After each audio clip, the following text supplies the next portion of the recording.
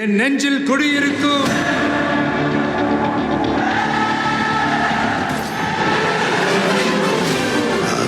தளபதி.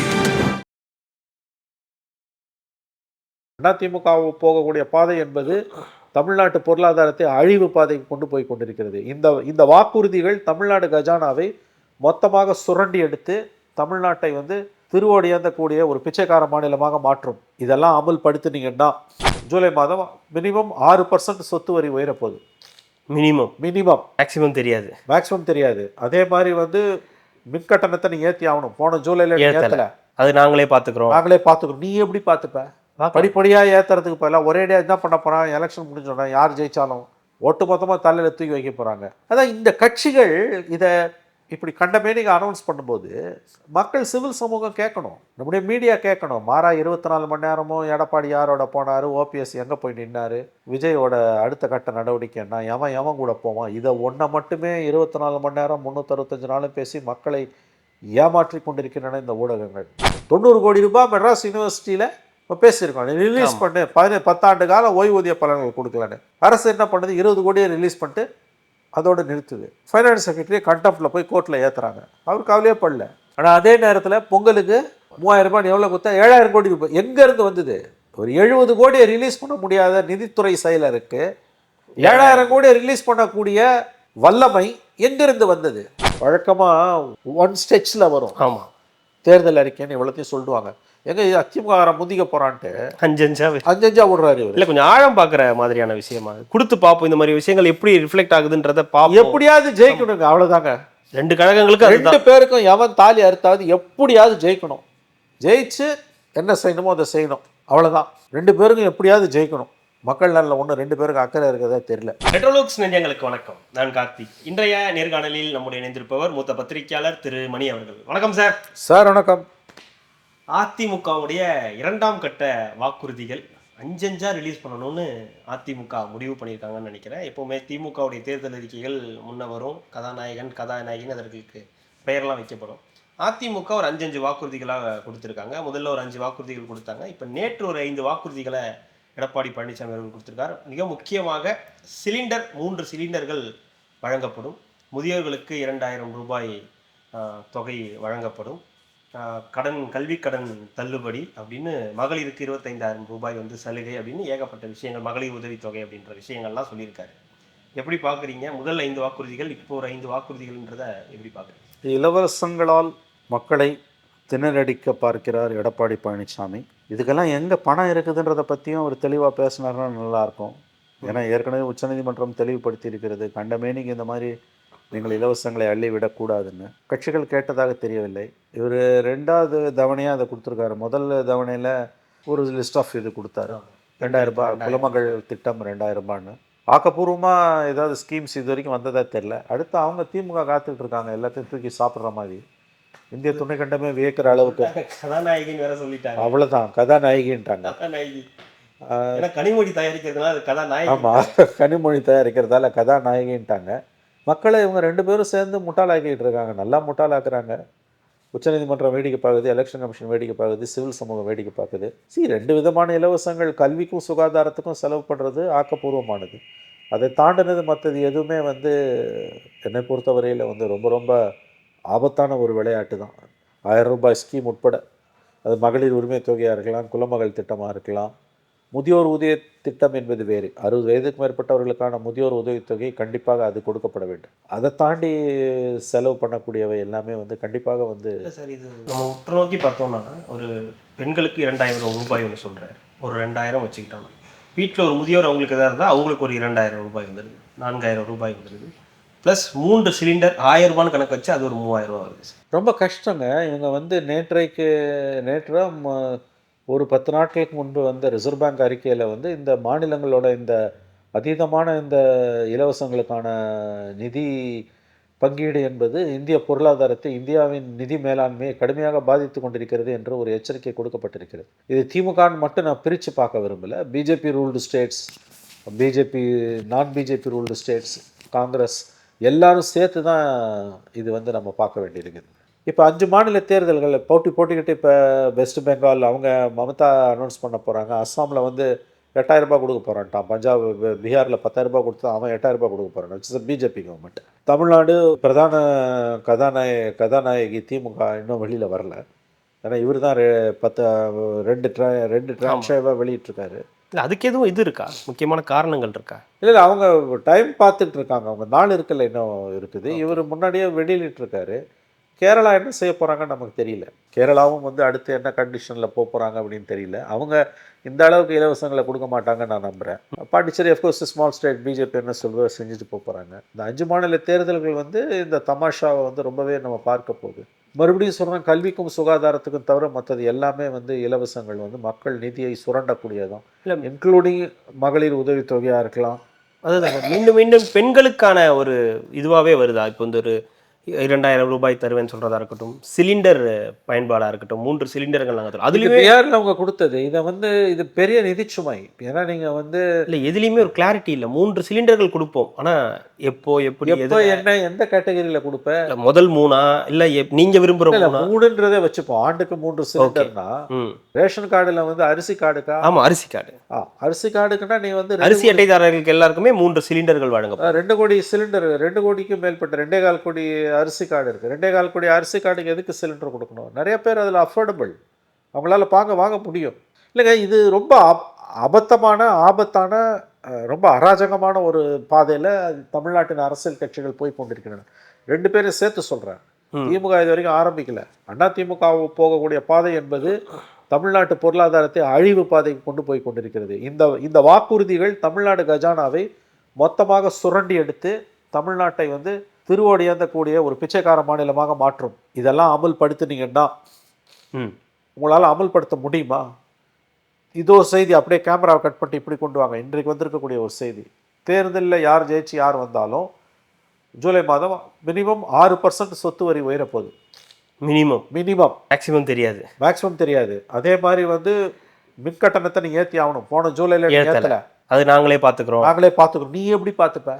படிப்படியாக ஏற்றுறதுக்கு பதிலாக ஒரேடியாக என்ன பண்ண போகிறான்? எலெக்ஷன் முடிஞ்சோன்னா யார் ஜெயித்தாலும் ஒட்டு மொத்தமாக தலையில் தூக்கி வைக்க போகிறாங்க. அதான் இந்த கட்சிகள் இதை இப்படி கண்டமேனிக்கு அனௌன்ஸ் பண்ணும்போது மக்கள், சிவில் சமூகம் கேட்கணும், நம்முடைய மீடியா கேட்கணும். மாறா 24 மணி நேரமும் எடப்பாடி யாரோட போனார், ஓபிஎஸ் எங்கே போய் நின்னார், விஜயோட அடுத்த கட்ட நடவடிக்கை என்ன, எவன் கூட போவான், இதை ஒன்றை மட்டுமே 24 மணி நேரம் 365 நாளும் பேசி மக்களை ஏமாற்றி கொண்டிருக்கின்றன இந்த ஊடகங்கள், சிவில் சமூகத்தின் காப்பாளர்களாக இருக்கக்கூடியவர்கள்.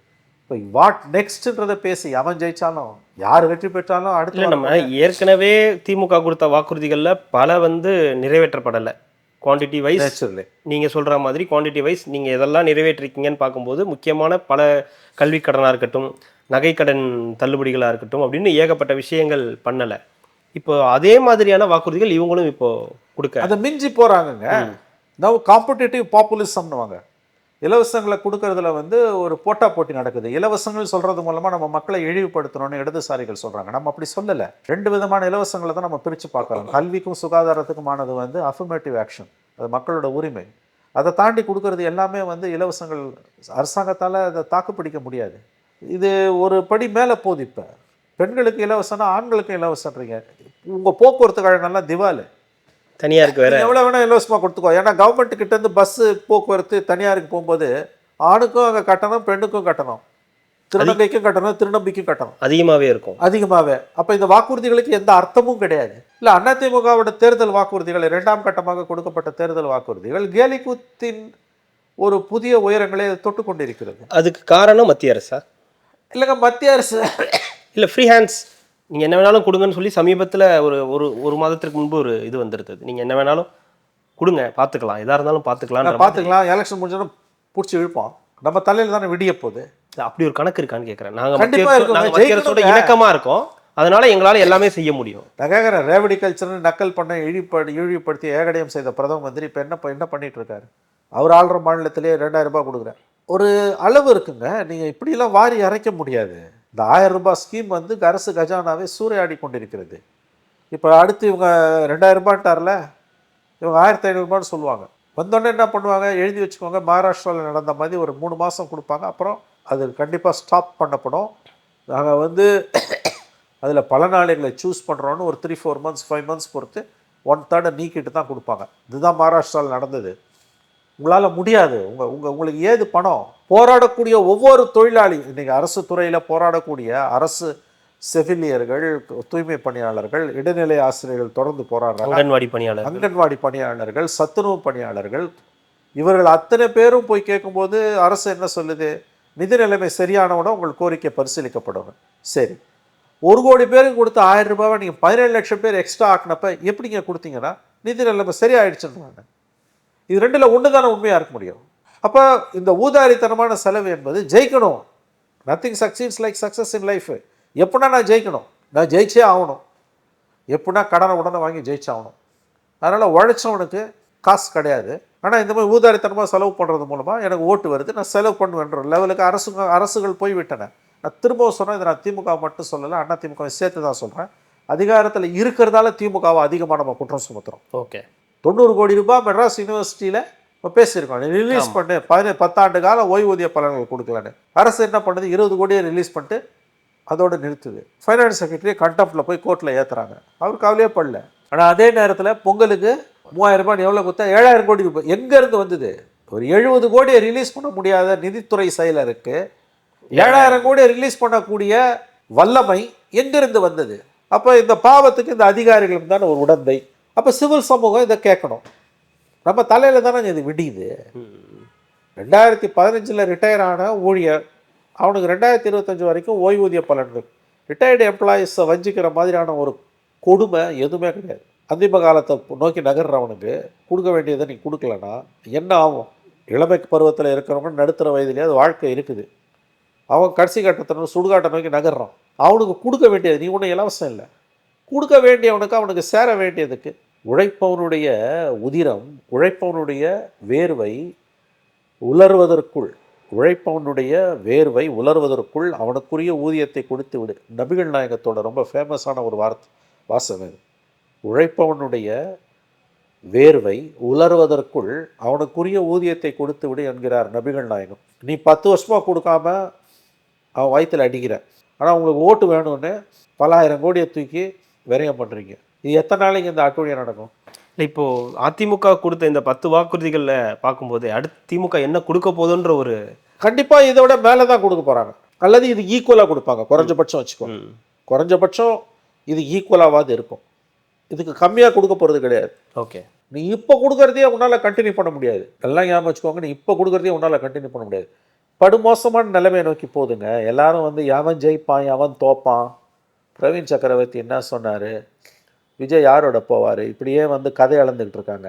ஏடா, எவன் ஜெயிச்சு வந்தாலும் மே மாதம் ஒரு கேபினெட் வரணும், மே 6ஆம் தேதிக்குள்ளே. அவன் ஜூன் மாதம் ஒரு ஜூலை மாதம் பட்ஜெட்டு போடணும். அந்த பட்ஜெட்டு கந்தரகோலமாக இருக்கும்டா. எவன் பேசுகிறான்? ஏன்னா இங்கே இவ்வளோ கொடுக்க போகிறாங்கன்னா இங்கே எவ்வளோ ஏறப்போகுதுன்ற ஒரு பயம் நேச்சுரலிங்க. 2003 மின்கட்டண மின்வாரிய சட்டப்படி நீ வந்து ஆண்டுக்கு 6% ஏற்றி ஆகணும். அது இந்திய மின்வாரிய ஒழுங்குமுறை சட்டம் அது இல்லையா? ஆமாம். பழைய ஓய்வூதிய திட்டத்தை நாங்கள் கொண்டு வந்துட்டோன்றாங்க. இல்லை, அதில் ஏமாற்று வேலைன்ட்டு அரசு ஊழியர்களை ஒரு பெரிய பிரிவினர் வந்து இன்றைக்கி போராடிட்டு இருக்காங்க. முதலமைச்சர் நடத்தக்கூடிய பாராட்டு விழாவே அவங்க வந்து புறக்கணிக்கிறாங்க. அரசு நம்மளை நன்றாக வஞ்சித்திருக்கிறது, வஞ்சித்தவர்களுக்கு எதற்கு பாராட்டு விழான்றாங்க அவங்க. ஆகவே ரொம்ப கடினமான ஒரு கட்டம் தான் இது. ஏன்னா ஒரு தேர்தலை பற்றி நம்ம பேசும்பொழுது எவன் கூட போவான், எவன் எந்த தொகுதியில் நிற்பான், எவன் யாரோட சேர்ந்து யாரை கவுப்பான், இதை பற்றி தான் நம்ம பேசுகிறோமே ஒழிய அடுத்த கட்டம் என்ன? ஆட்சிகள் மாறினாலும் மாறாவிட்டாலும் காட்சிகள் மாறப்போவதில்லை. இன்னும் சொல்லப்போனால் இதை விட மோசமாக போகுது. இப்போ அது குறித்த பார்வை, குறைஞ்சபட்சம் அது குறித்த ஒரு விமர்சனம், ஒரு விவாதம் பொதுவெளியில் ஏன் இல்லை? இப்போ 2013 டிசம்பர் சுப்ரீம் கோர்ட் ஜட்ஜ்மெண்ட்டு தெளிவாக இருக்குதுங்க. இலவசங்களை பற்றின ஜட்ஜ்மெண்ட்டு. ஏங்க, இலவசங்களுக்கு ஒரு அளவு இல்லை, இஷ்டம் போல் அதிமுக அள்ளி விட்டுக்கிட்டு இருக்காங்க. எங்கே இது பணம் வருது? அதிமுக விளக்கணுங்க இதை.